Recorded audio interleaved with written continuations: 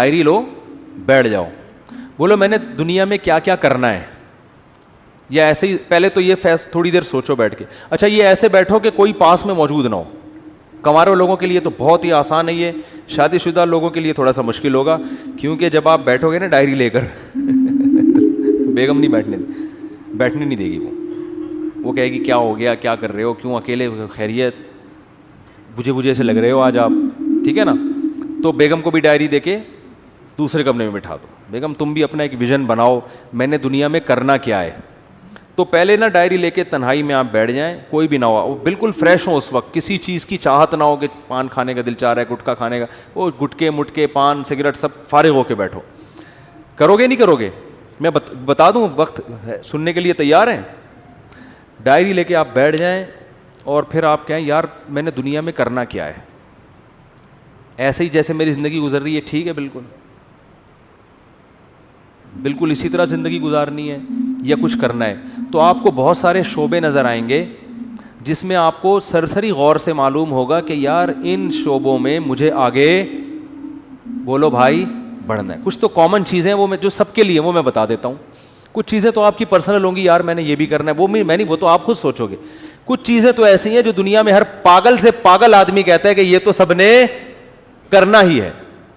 ان میں سب سے پہلی چیز ہے صحت. ویسے تو سب سے پہلی چیز ہے اسلام, اللہ کے لیے کیا کیا, لیکن میں صحت کو اس لیے پہلے نمبر پہ کہ اسلام پر عمل بھی صحت کے بغیر ممکن, کیونکہ جب بیمار ہو گئے نا تو وہ کچھ بھی نہیں کر سکو گے پھر. تو بیمار ہونے سے پہلے صحت کی حالت میں اتنا کچھ کر لو کہ بیمار ہونے کے بعد حسرت اور افسوس نہ رہے. اس لیے میں صحت کو پہلے رکھ رہا ہوں, ورنہ پہلے تو دین ہے نا.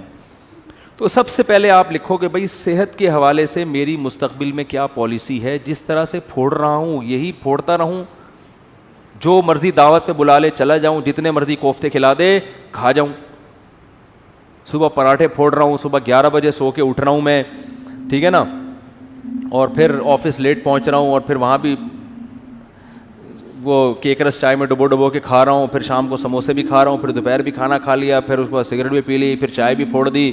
اگر یہی بالکل مناسب ہے تو ٹھیک ہے, اور اگر یہ مناسب نہیں ہے تو مجھے اپنی صحت کے لیے اب کیا بولو نا کیا کرنا ہے.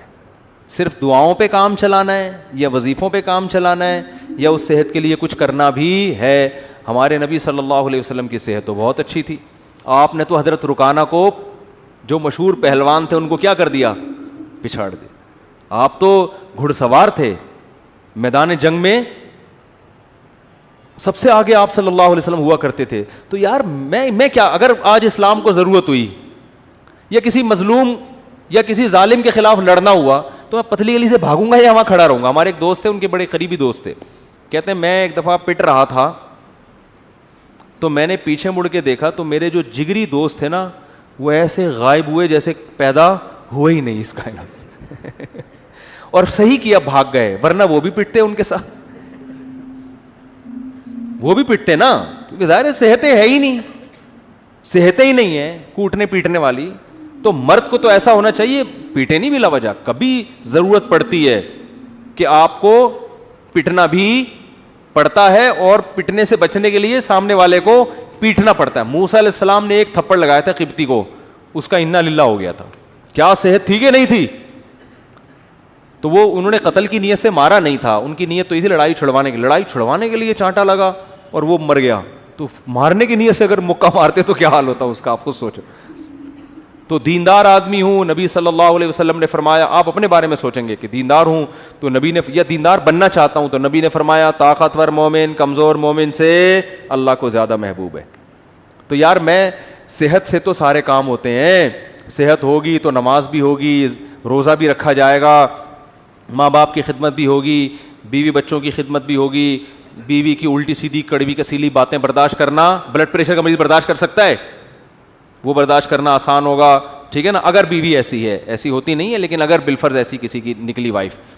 تو ابا کی, ماں باپ کے بڑھاپے میں جو چڑچڑی طبیعت ہو جاتی ہے تو اس کو جوان آدمی کے لیے, صحت مند آدمی کے لیے برداشت کرنا کیا ہوتا ہے, آسان. تو یار میں نے اپنی صحت کے لیے کیا کیا, ایسے ہی چلتا رہوں گا یا کچھ کرنا ہے, تو ڈائری میں لکھو. تو صحت کی بھی موٹی موٹی بنیادی چیزیں بتا دیتا ہوں. کہ بھائی 40 سال سے میری عمر زیادہ ہو گئی ہے, تو اب سب سے پہلے تو کولیسٹرول چیک کرنا ہے, لیول بڑھا ہوا تو نہیں ہے, بلڈ پریشر چیک کرنا ہے نارمل ہے کہ نہیں ہے. یہ 2 چیزیں تو ہے نا.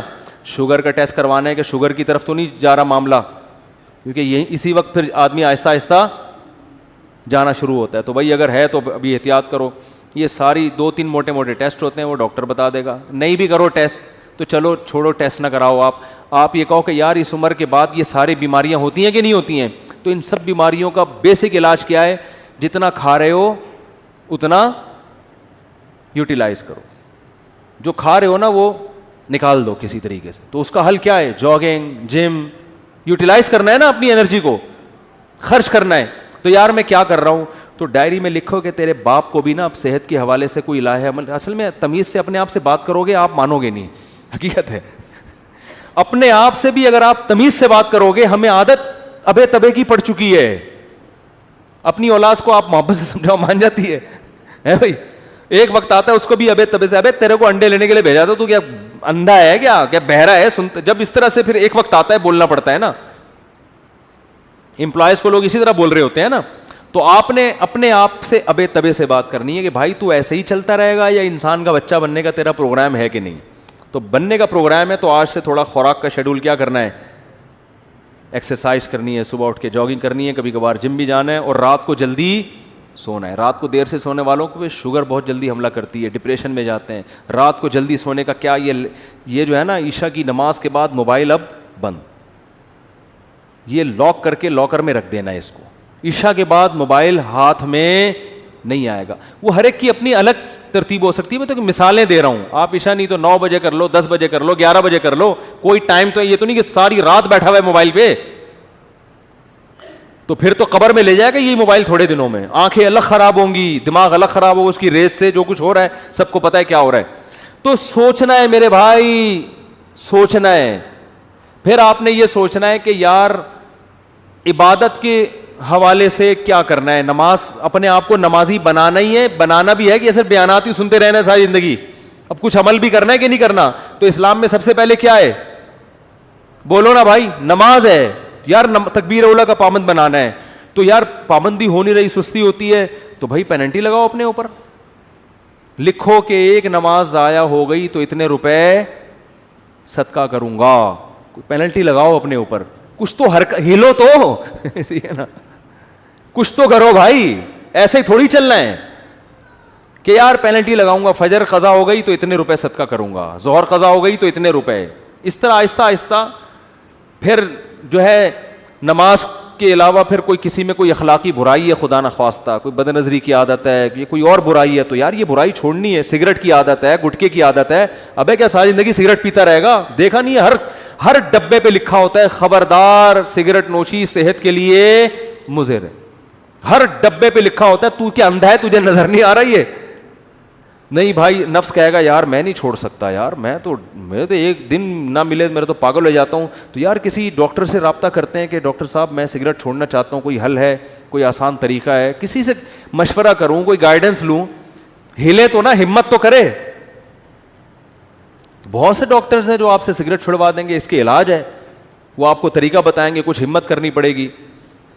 تو آہستہ آہستہ کیا ہوگا, پھر اسی طرح اپنے اس ویژن میں آپ نے کتابوں کا مطالعہ, یار اپنی نالج کو بھی کیا کرنا ہے, بڑھانا ہے. انسان کی پہچان علم سے ہوتی ہے کہ نہیں ہوتی؟ عزت علم سے ہوتی ہے. نالجیبل آدمی ہر جگہ عزت ہوتی ہے, یار اس کے پاس نالج ہے, معلومات ہیں. ڈاکٹر ذاکر نائک کو لوگ کیوں سلام کرتے ہیں؟ نالج ہے یار, حوالے ہیں. کوئی ہسٹری میں ماہر ہوتا ہے, کوئی قرآن و سنت میں ماہر ہوتا ہے, کوئی میڈیکل سائنس میں ماہر ہوتا ہے.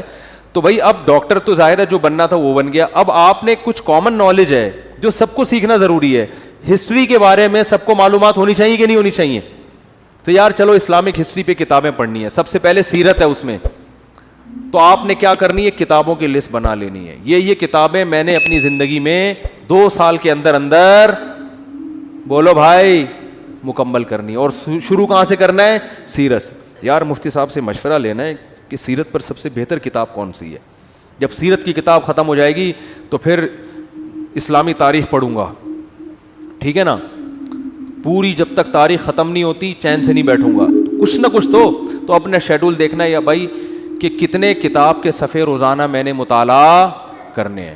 سیرت کی کتاب خرید کے لے آئے, بھائی روزانہ ٹائم نکال کے اس کے 10 صفحے تو پڑھنے ہی پڑھنے ہیں. تو کچھ تو 10 نہیں تو 5 پڑھنے ہیں. پھر قرآن کی تلاوت, قرآن پورے سال گزر جاتا ہے, قرآن اٹھانے کی توفیق نہیں ملتی. روزانہ بھائی ایک پارہ تلاوت کرنا ہے, آدھا کرنا ہے. تو میں نہیں کہہ رہا کہ ایک ہی دن میں آپ بہت بڑے ولی اللہ بن جاؤ گے اور آپ ڈائری لے کے بیٹھے اور آپ کی میں انقلاب آ گیا اور آپ اگلے دن سے مطالعہ شروع ہو گیا اور صحت ہٹو بچوں, کولیسٹرول لیول ایک دم, پیٹ ویٹ توند الگ, بالکل فٹنس, اور ایسی کمر ایسی پتلی ہو گئی کہ CID والے بھی تلاش کر رہے ہیں تو ان کو کمر نظر نہیں آ رہی. ایک دن میں نہیں ہو جائے گا, لیکن جب اس طرح سے بیٹھنا سیکھو گے نا تو 1 دن 2 دن 3-4 دن تو صرف خواری کے علاوہ کچھ بھی حاصل نہیں ہوگا. ڈائری ڈھونڈنے میں ہی 1 دن تو گزر جائے گا, ٹھیک ہے. دوسرا دن پین کہاں گیا اس میں گزرے گا. تیسرا دن وہ پین رگڑ کے دیکھنے چل ہی نہیں رہا کم وقت. چوتھے دن جا کے کہیں پین آئے گا. 5ویں دن کوئی جگہ ملے گی. 6ٹھے دن بیگم آپ کو اجازت دے دی کہ چلو اس کمرے میں بیٹھ جاؤ, ٹھیک ہے نا. اور پھر 7ویں دن, یہ 6ٹھے دن بیٹھ جاؤ گے, لیکن آپ سوچو گے یار مفتی صاحب نے کیا کہا تھا, کیا کرنا ہے. 7ویں دن جا کے تھوڑا بہت سمجھ میں آئے گا کہ چلو 2 چھوارے رات کو پانی میں بھگونے ہیں یا انجیر رات کو بھگونے. کم از کم پہلے قبض تو ختم کرو نا بھائی. ہو سکتا ہے قبض سے شروع ہو آپ کی صحت. یار میں تو 6 مہینے سے مجھے تو قضاء حاجت نہیں ہوئی ہے, تو پہلے قبض تو ختم کرو. اس کے لیے سنا ہے کوئی نیٹ پہ سرچ کرتے ہیں یار کوئی انجیر سنا ہے. ہو سکتا ہے 1 مہینے کے بعد 2 انجیر آپ کھاؤ رات کو, بس یہ امپروومنٹ ہو, لیکن کچھ تو ہوئی نا. ابے 1 سال 2 سال 3 سال 5 سال میں جا کے تو کچھ انسان کا بچہ بنے گا معذرت کے ساتھ. لیکن جو اسٹائل ہمارا ہے نا ابھی, اس میں 100 سال بھی گزر جائیں گے, اس میں کوئی انسان کا بچہ نہیں بنے گا. جہاں ہو وہیں کے وہیں رہو گے اور مر جاؤ گے تھوڑے دنوں میں. سب مریں گے لیکن کچھ کر کے نہیں, بغیر کیے مر جائیں گے.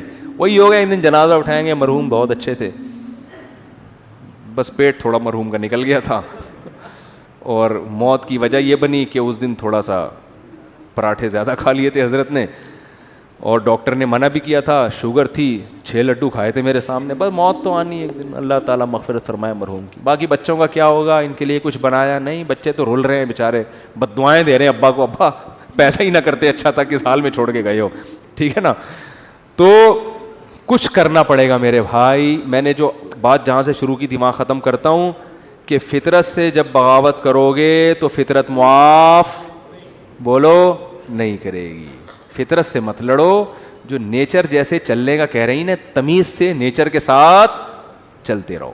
کیا خیال ہے, غلط تو نہیں ہے؟ تو خلاصہ وہی نکلا کہ فطرت سے مت لڑو. کیا خلاصہ نکلا بولو. تو یہ کوتاہی آج بہت سے لوگوں سے ہوتی ہے. لانگ روٹ پہ جا رہے ہیں, دیکھ ہی نہیں رہے کہ کوئی جو ہے وہ راستے میں پیٹرول پمپ ہوگا کہ نہیں ہوگا, اسپیئر ٹائر کے بغیر چلے جا رہے ہیں.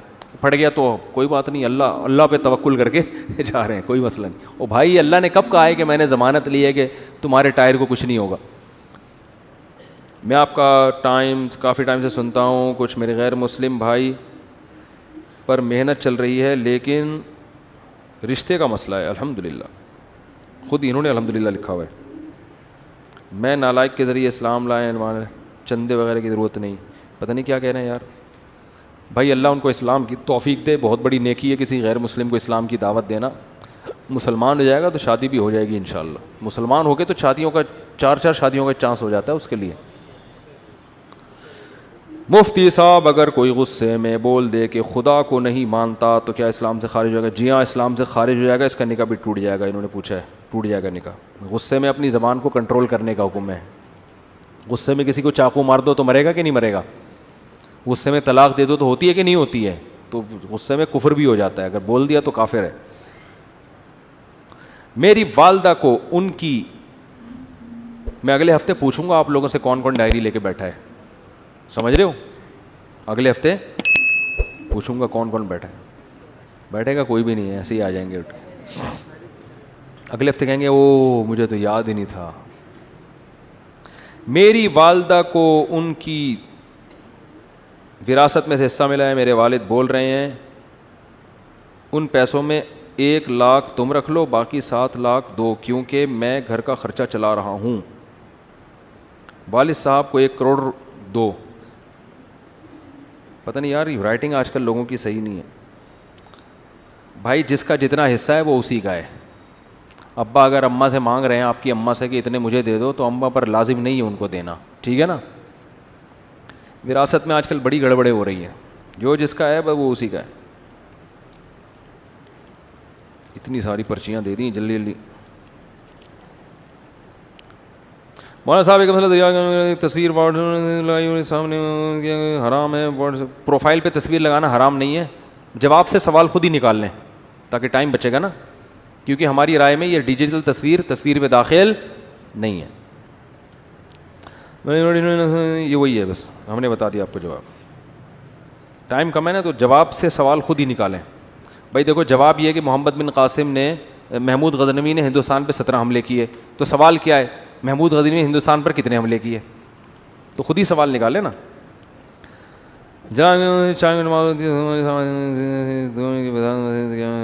نئی مسجد میں دوسری جماعت ہماری رائے میں ٹھیک نہیں ہے. کمپنی میں نماز پڑھنا جائز ہے, ہاں کمپنی میں پڑھ سکتے ہیں.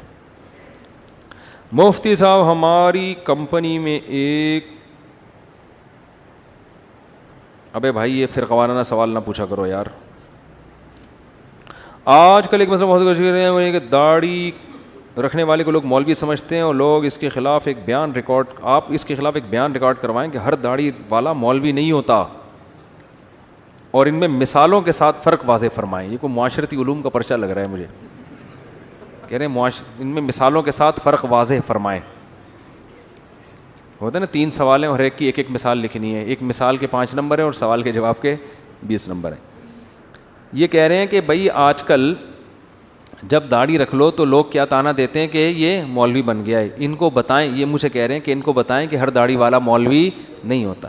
میں آپ سے کہہ رہا ہوں کہ آپ یہ مولوی کے لفظ سے اتنا چڑ کیوں رہے ہو کہ آپ کو کوئی مولوی کہہ دے تو آپ کو غصہ آ جائے. بولے اللہ کا شکر ہے یار, ہم تو فری پھوکٹ میں ہم کو مولانا کہہ دیا آپ نے یار, حالانکہ ہم تو پڑھے لکھے بھی نہیں ہیں. دیکھو جس چیز کے برحق ہونے کا یقین ہو نا, اس پہ کبھی احساس کمتری کا شکار نہ ہو. میں اپنی بات آپ کو بتاؤں, مجھے مولوی پن سے اتنی اللہ معاف فرمائے احساس کمتری اور نفرت سی تھی, جو غلط تھا, کہ ہمارے اسکول میں 14 اگست پہ ایک پروگرام ہوا 5ویں کلاس میں.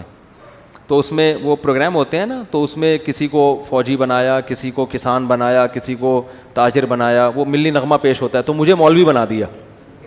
میں نے کہا میں نہیں بنوں گا, کرتا شلوار اور ٹوپی. میں نے کہا نہیں میں نہیں بنوں گا, وہ میں نہیں بنا. لیکن پھر ایسا بنا کہ سچی مچی کا مولوی, سچی مچی کا مطلب جس کو لوگ مولوی کہتے ہیں, ایسا مولانا بن گیا. تو اس لیے کہ جب ہم نے ارادہ کیا, ہم نے کہا کشتیاں جلا دو یار, اب مولوی ٹھیک ہے جاؤ. تو کوئی شرمندگی والی بات. ہمارے حضرت مفتی رشید احمد صاحب کے پاس ایک اس میں PIA میں ایک بہت بڑے آفیسر اذان دیا کرتے تھے. حضرت کے پاس جب آتے نا تو وہ اذان وہی دیتے تھے. تو وہ PIA میں بہت بڑا عہدہ تھا. تو جب کوئی ان سے پوچھتا نا کہ آپ کیا ہیں, تو وہ یہ نہیں کہتے تھے میں PIA میں آفیسر ہوں, وہ کہتے تھے میں دارالافتاء والارشاد کی مسجد میں مؤذن ہوں. وہ کہتے تھے یار جس چیز پہ قیامت کے دن فخر کر سکتا ہوں نا, وہی چیز ابھی دنیا میں بھی بتاؤ. قیامت کے دن اللہ پوچھے گا کیا تھے, تو میں کہوں گا اللہ میں اذان دیا کرتا تھا, میں کیا تھا, مؤذن تھا. تو اب دنیا میں بھی اسی پہ قیامت میں کہو گے کہ اللہ میں مؤذن تھا, اللہ کہے گا دنیا میں تو جب کوئی تجھ سے پوچھتا تھا تو اگر لوگ پوچھتے تھے بھی تو مؤذن ہے, ابے میں مؤذن نہیں ہوں, ہاں کبھی کبھار ویسے ہی اذان دے دیتا ہوں, مؤذن نہیں ہوں بھائی, میں کوئی مؤذن تھوڑی ہوں. تو احساس کمتری میں مت آیا کرو. میں اپنا ایک واقعہ بتاتا ہوں نا, میں ٹرین میں جا رہا تھا, بہت پرانی بات ہے, نماز کا ٹائم ہوا. شرعی حکم یہ ہے کہ ٹرین اگر جنگل میں ہے جہاں کہیں دور دور بھی اذان نہیں ہو رہی, تو آپ جب فرض نماز پڑھیں گے تو سنت ہے کہ اذان کہیں پہلے. اور ہم نئے نئے کالج سے نکل کے آئے تھے, مجھے اذان کہتے ہوئے شرم بہت آ رہی تھی, اور وہ بھی فجر کی اذان, سارے ٹرین میں پڑے ہوئے سو رہے ہیں. اب مجھے شرم آ رہی تھی یار, میں اذان کہوں گا لوگ بولیں گے تو بالکل ہی پروفیشنل مولوی نکلا یار. ہمارے تو خیالات کچھ اور تھے. نماز تو ہم پڑھتے تھے بچپن سے ہی, لیکن مولانا بننے کا کوئی پروگرام نہیں تھا. اب مجھے شرم آ رہی تھی یار, اذان دو تو یہ بولیں گے یار یہ ملا, یہ تو پورا ملا ہے. بس ہم ٹوپی پہنتے تھے, نماز کے وقت ٹوپی پہنی اور فوراً نماز کے فوراً بعد ٹوپی اتاری اور بال پف آگے سے آدھا گھنٹہ اس کو سیٹ کرنے میں لگتا تھا. ٹوپی بھی اس طرح سے پہنتے تھے کہ بالوں کی سیٹنگ خراب نہ ہو. تو ایسے آدمی کو اذان دیتے ہوئے کتنی شرم آئے گی. تو میں بڑا کنفیوز کہ یار اذان دیں تو لوگ بولیں گے یہ تو پورا ہی ملا ہے. پھر میں نے کہا یار دیکھو, اللہ کا حکم ہے کہ نماز پڑھو, یہ کمبختوں کو سوتے ہوئے شرم نہیں آ رہی ہے. سارے کلمہ گو مسلمان ہیں, یا تو کوئی عیسائی یہودی ہندو ہوتے, سب کلمہ پڑھنے والے مسلمان ہیں, سب کو پتہ ہے اسلام میں کتنی نمازیں فرض ہیں, 5 نمازیں, سفر میں بھی نماز معاف نہیں ہے. شرم تو ان کم بختوں کو آنی چاہیے جو پڑے ہوئے سو رہے ہیں, ہمیں تو فخر ہونا چاہیے. تو شرم تو پھر بھی آ رہی تھی, لیکن میں نے کہا ایسی کی تیسی جاؤ. تو میں کھڑے ہو کر میں نے تسلی سے اذان کہی. وہ اذان مجھے لگتا ہے کہ وہ والی اذان, اس کے بعد بہت دفعہ اذانیں تھیں, لیکن وہ اذان شاید اللہ کے ترازو میں شاید وہ بہت وزنی ہو, کیونکہ وہ کہتے ہوئے مجھے کیا محسوس ہو رہی تھی, شرم. تو میں نے کہا نہیں, اب نہیں شرمائیں گے, شرم کن کم بختوں کو آنی چاہیے. میں نے کہا اب کوئی رضائی سے جھانکے گا بھی نہیں, یوں کر کے میں بولوں گا وہ شرم نہیں آتی تجھے. تو کانفیڈنس پیدا کرو, جو چیز برحق ہے نا, ٹھیک ہے آپ مولوی نہیں ہو, لیکن اگر کوئی کہہ دے مولوی تو بولے ہاں ہے. ہمارے ایک دوست تھے, دیکھو ہم نے ساری وہ بچپن میں جو ہے نا دوستیاں یاریاں بنٹے کنچے سب کھیل کود ہم نے کیے ہیں,